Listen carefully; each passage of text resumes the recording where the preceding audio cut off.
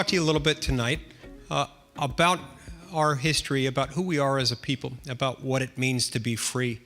I wanted to tell you a little bit about my story, and more importantly, get to the stories of some of our forgotten founders, some of those who have been neglected or forgotten or written out of history. And I'll begin by telling you a little bit about my service in the Senate. I was elected to the Senate back in 2010. I had never been elected to any public office previously. I was elected at the age of 39, and at the time I was the youngest member of the Senate. And it showed. It showed more than I thought it would when I got there. I had more hair then, and so the contrast was greater. To try to fit in, I tried all kinds of things, including telling people that even though I was only 39, I could read at the level of a 40-year-old. And they weren't that impressed. When I would show up to the Senate to vote, I felt like I stood out even more, because I would find myself getting carded when I tried to go into the Senate to cast my votes. I'm a non-drinking kid from Utah. I'm not used to getting carded. They did not want to see my driver's license. I brought this along. I'll show you what they wanted to see. This which is my Senate ID. It has my picture on it, my name. It says that I'm a United States Senator representing Utah. And then it has this ominous little inscription. The original one said, expiration January 3rd, 2017. And I had to assure my wife Sharon and our 3 children that was not the day when I would personally expire, just my term of office. But these heavily armed gentlemen who guard the entrance to the Senate floor would look at it against the light to make sure the tamper-resistant strip was intact. They wanted to make sure that I had not purchased it at a fake ID outlet. And we'd go through this every time I had to vote. And one time I mentioned it to a colleague. I said, "Did you ever get carded?" What? What are you talking about? And then they told me, okay, you remember the little lapel pin that they gave you when you were sworn in? I said, yes. I took it and I put it in a desk drawer and I closed the drawer. I'm not really into accessories. It's not my thing. And he said, okay, just wear it because that's worn only by members. Congressman Adderholt knows this. And I discovered that shortly after that. I started wearing it and it worked like a charm, just like they said. I became so fond of it, in fact, that I named it. I called it my Sorry Senator pin. Because if I got carded, I would just point to the pin, and they'd say, oh, sorry, Senator, you can come on in.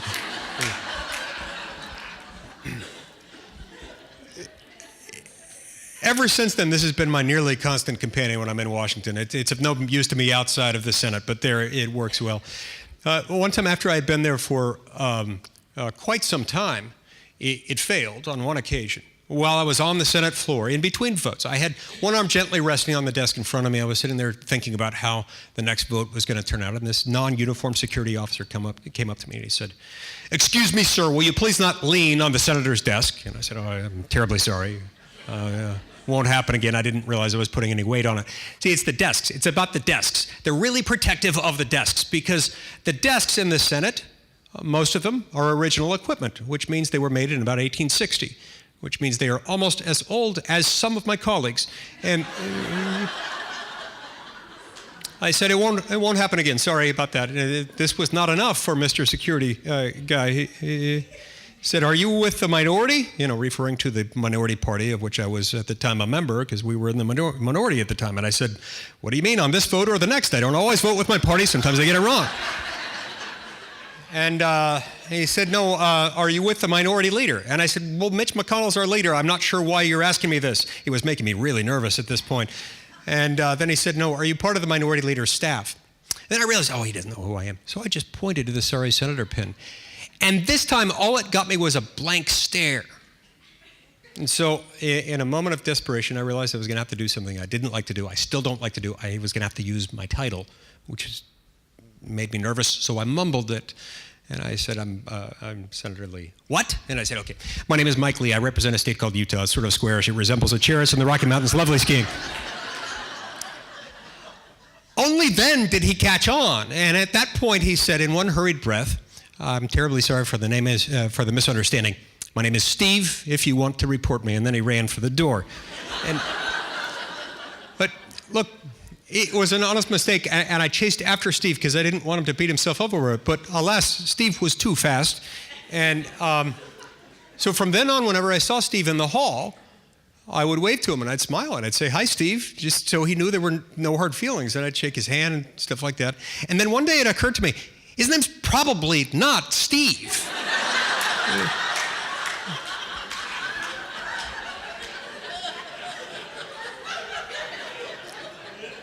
One day I'm going to find out his name was Bob. Steve's the guy he works with he doesn't like or something.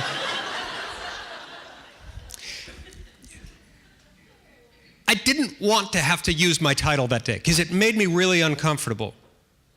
I still don't like using it.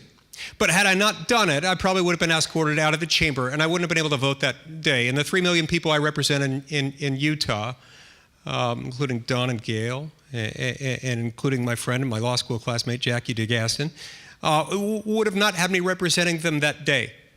And that would have had consequences. Had I failed to assert my right to be there, my opportunity to be there, I would have been deprived of something that was meaningful, that meant something, that mattered, all because of my failure to assert it. On that particular occasion, some of my colleagues might have been all too willing, at least for purposes of a freshman initiation sort of prank, to just let that go for a while. But sometimes when we fail to assert that which is rightfully ours, we lose something, and those around us lose something as well.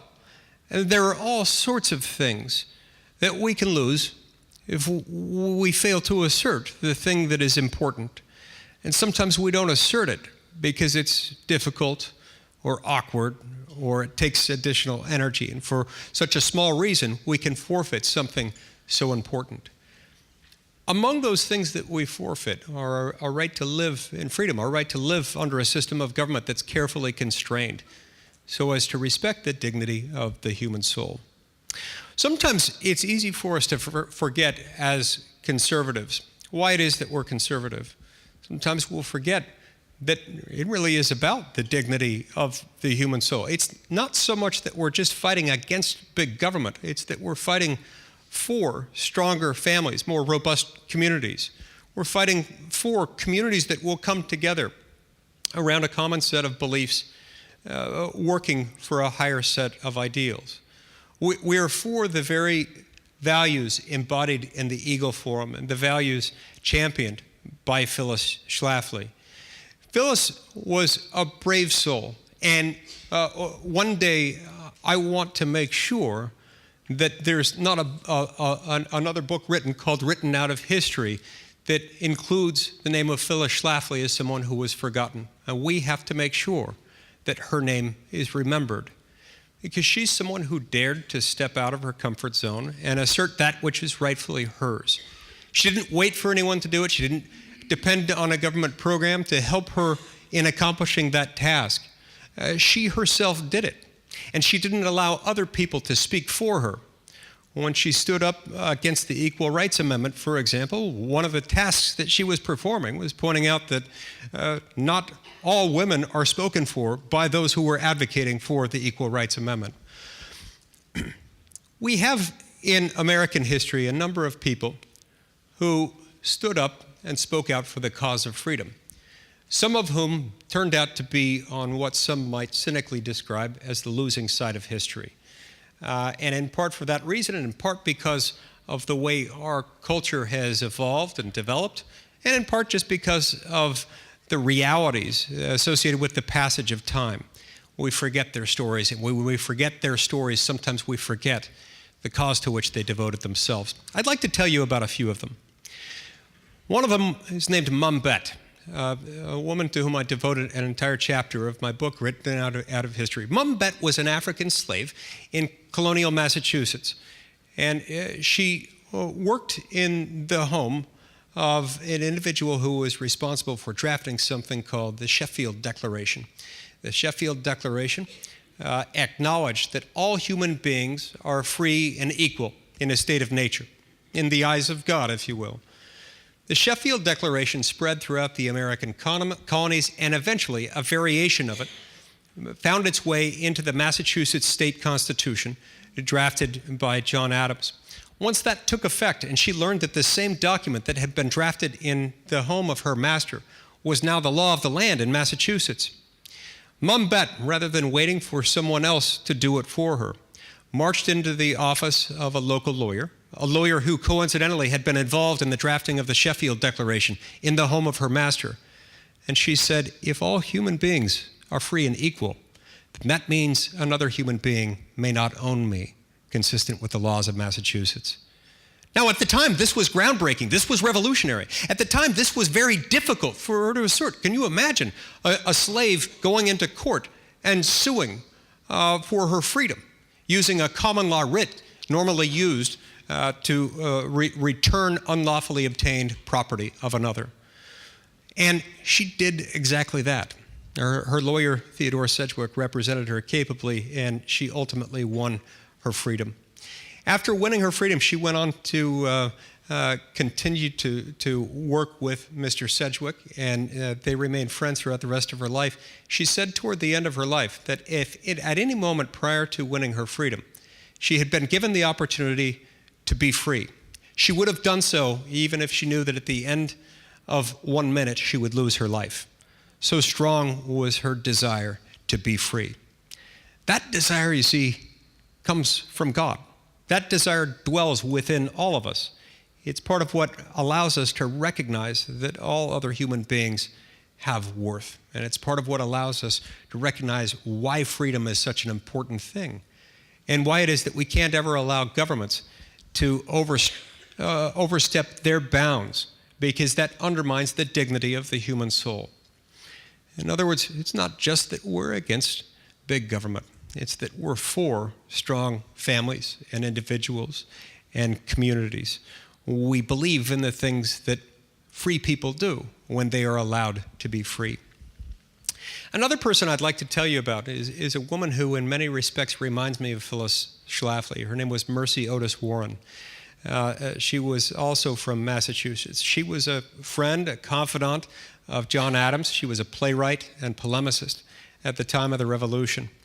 And she was one who wasn't shy about expressing her opinions, even when it pitted her against her own friends and socialites of the day.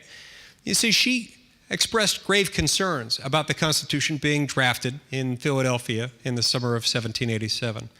Now, to be very clear, as I tell you the story of Mercy Otis Warren, I happen to believe that the Constitution of the United States was written by wise men raised up by Almighty God to that very purpose.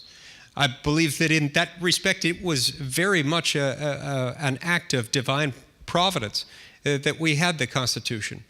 And yet, God himself knew that we would one day deviate from that document. Mercy Otis Warren, I think, saw more of that than most people of her time. And she wasn't shy about expressing it, even though it nearly cost her her friendship with her mentor, John Adams. I wonder sometimes whether Mercy Otis Warren would be more of a household name today than she is, had she been on the side of history that ultimately prevailed.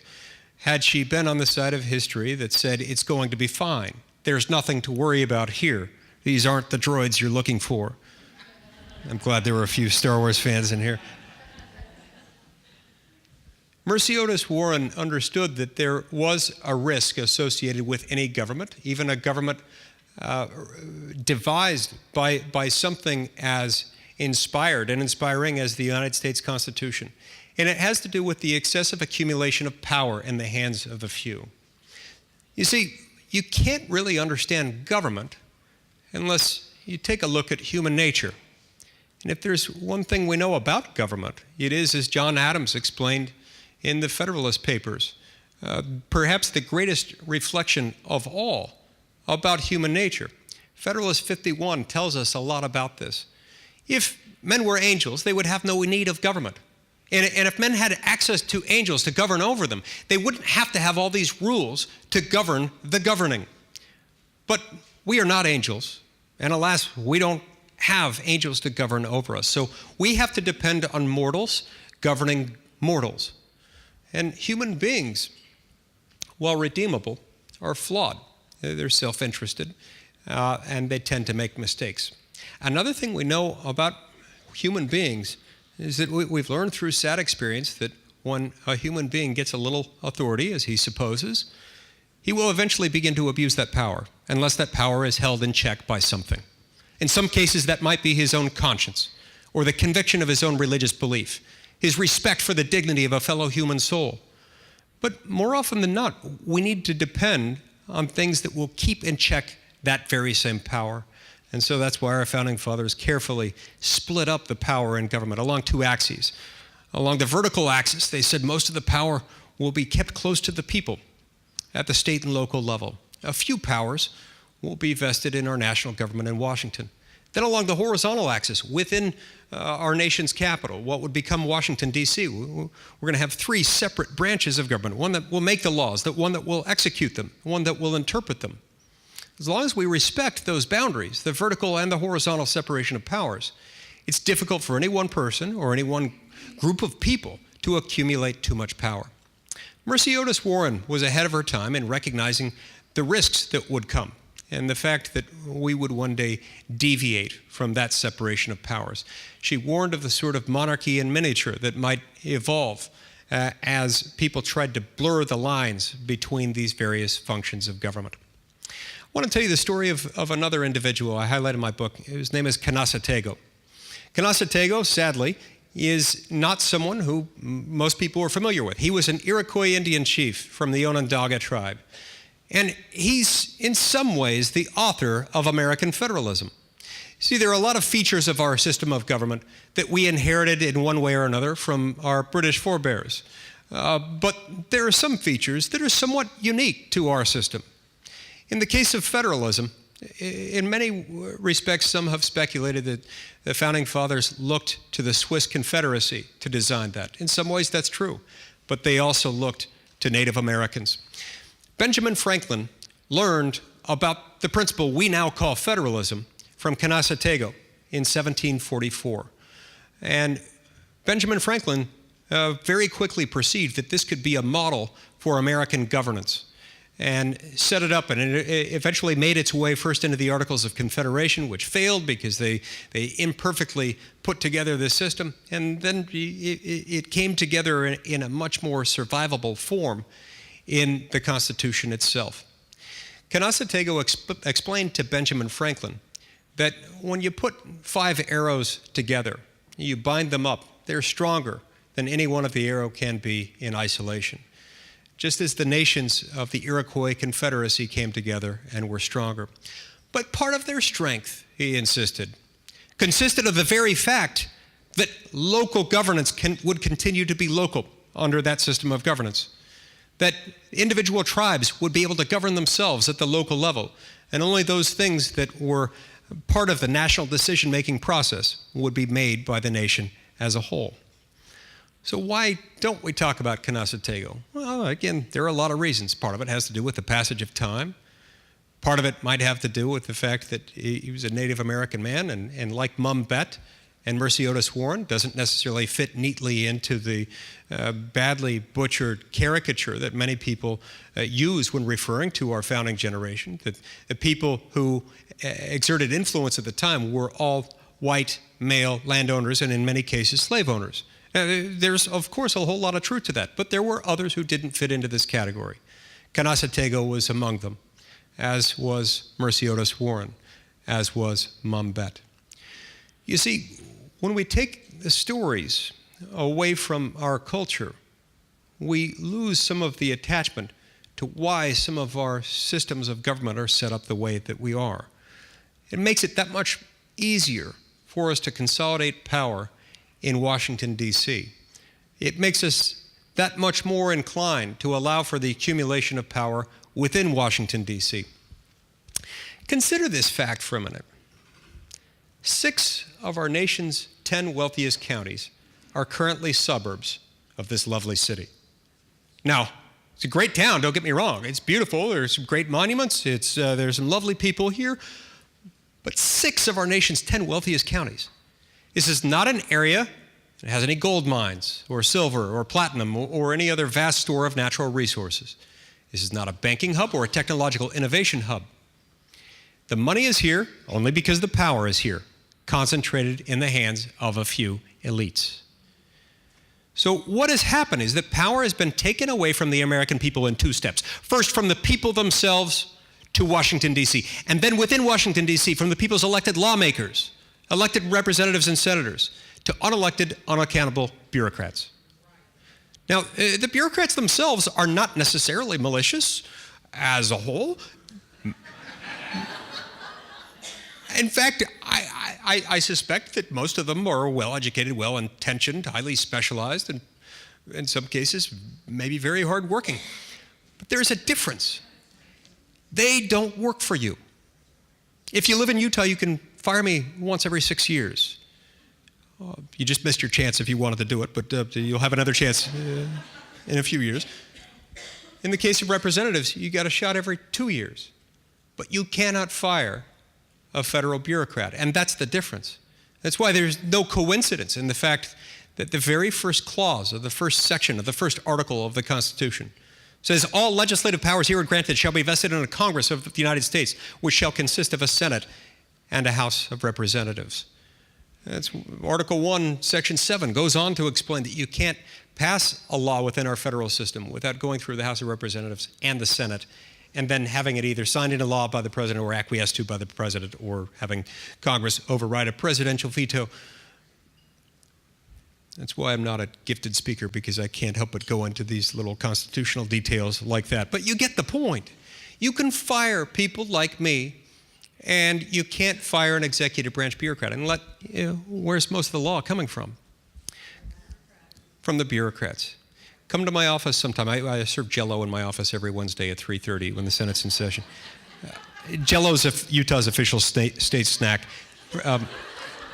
For reasons I don't entirely understand, we consume more Jell-O per capita than any other state in the union. So other senators will have a weekly coffee or donut session, but I serve Jell-O every Wednesday at 3:30. When you come by my office for Jell-O some Wednesday at 3:30, you'll see 2 stacks of documents that I keep behind my desk. One stack is a few inches tall, it's a few hundred pages long, and it consists of the laws passed by Congress last year. The other stack is 13 feet tall. For last year, it was 97,000 pages long, and it consists of last year's Federal Register. For those of you unburdened with the depressing knowledge of the Federal Register, it is this Byzantine labyrinth of federal regulations as they're introduced to the American people for notice and comment, giving them the false impression that this is part of some Republican form of government, which it is not, and then later as they're finalized. And these are not cost-free. When I was in law school, I learned 20 years ago that these federal regulations were costing the American economy $300 billion a year. That number has now skyrocketed to $2 trillion a year. And the costs of complying with these regulations are not borne by big, wealthy, corporate fat cats. They're borne by America's poor and middle class, who pay for the compliance costs with those regulations through higher prices on goods and services, diminished wages, unemployment, and underemployment. So make no mistake, this big government is not about protecting little people. This big government is all about continuing this gravy train of money and power and influence away from the American people and toward our nation's capital. The good news is that our Constitution still guarantees a limited form of government. It still protects you along these 2 axes. We just have to reclaim it. We have to make it once again part of our national political discourse. And that's where the Eagle Forum makes all the difference. It's one of the last entities in America still teaching people about federalism, about separation of powers. We don't have to have everyone. At the time of the Revolution, we didn't have everyone behind the cause of freedom. We didn't even necessarily have a majority, but we had enough. When James Madison went to Philadelphia in 1787, he didn't have a quorum. He didn't have enough people initially to do the work. He waited. He didn't wait until they had everyone. He waited until they had enough, and then they got to work, and they got it done. I fundamentally believe that as dark as these days seem to be at times, that our best days as Americans, as a country, remain ahead of us. In part counterintuitively, because I believe in the words of Winston Churchill, who is reported to have said, the American people can always be counted on to do the right thing after they've exhausted every other alternative. I don't think Prime Minister Churchill was necessarily intending that as a compliment, but I take it as such. It's what differentiates us from other nations. The God of Abraham, Isaac, and Jacob wants the sons and daughters of this land to be free. I don't know why, but I know that he does. And he's proven that to us time and time again. As we follow him, as we unite our hearts with him and with each other in this great and noble cause, we'll see that our best days are yet ahead of us. We'll do that as we recover our stories that have been forgotten and as we restore protections that have for too long been neglected. We can, we must, and together we will. Thank you very much.